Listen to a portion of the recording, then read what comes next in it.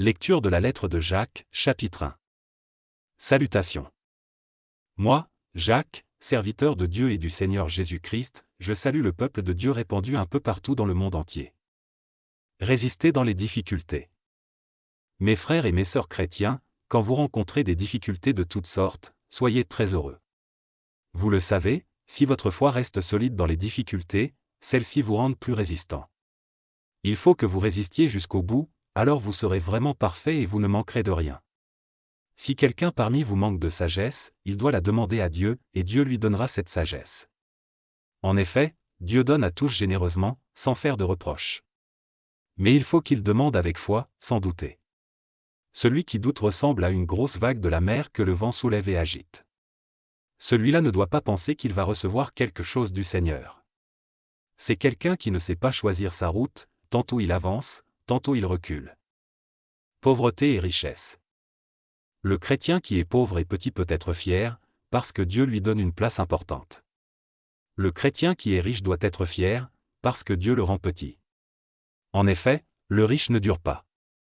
Il est comme la fleur d'une plante sauvage, le soleil se lève avec sa chaleur brûlante, il sèche la plante, la fleur tombe et elle perd sa beauté.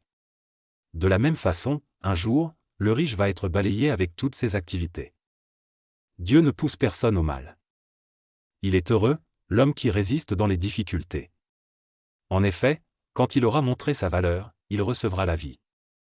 C'est la récompense que Dieu a promise à ceux qui lui donnent leur amour. Quand quelqu'un a envie de faire le mal, il ne doit pas dire « c'est Dieu qui me pousse au mal ». Dieu ne peut pas avoir envie de faire le mal et il ne pousse personne au mal. Chacun est poussé au mal par son désir mauvais qui l'attire et l'entraîne. Et quand on laisse faire ce désir, il donne naissance au péché. Puis, quand le péché a grandi, il donne naissance à la mort. Mes frères et mes sœurs très aimés, ne vous trompez pas. Tout ce qui nous arrive de bon, tous les plus beaux cadeaux viennent d'en haut. Ils viennent de Dieu, le Créateur du soleil et des étoiles. Chez lui, il n'y a pas de changement, pas de mouvement, pas d'ombre.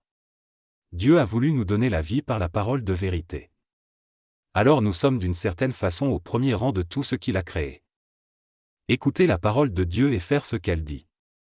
Mes frères et mes sœurs très aimés, vous devez savoir ceci, chacun doit être rapide pour écouter, mais lent pour parler, lent pour se mettre en colère. Un homme en colère ne fait pas ce qui est juste aux yeux de Dieu.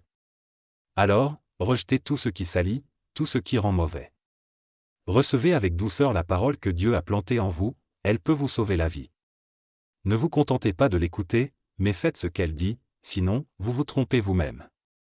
Oui, celui qui écoute la parole et qui ne fait pas ce qu'elle dit, voici à qui il ressemble à un homme qui regarde son visage dans un miroir. Il se voit tel qu'il est, il se regarde, puis il s'en va et il oublie tout de suite comment il est. Au contraire, voici quelqu'un qui étudie avec attention la loi parfaite qui rend libre. Il reste attaché à cette loi, il écoute la parole, il ne l'oublie pas et il fait ce qu'elle dit. Cet homme-là sera heureux dans ce qu'il fera. Si quelqu'un croit être un bon chrétien, mais n'est pas maître de sa langue, il se trompe lui-même, et sa façon de pratiquer la religion ne vaut rien.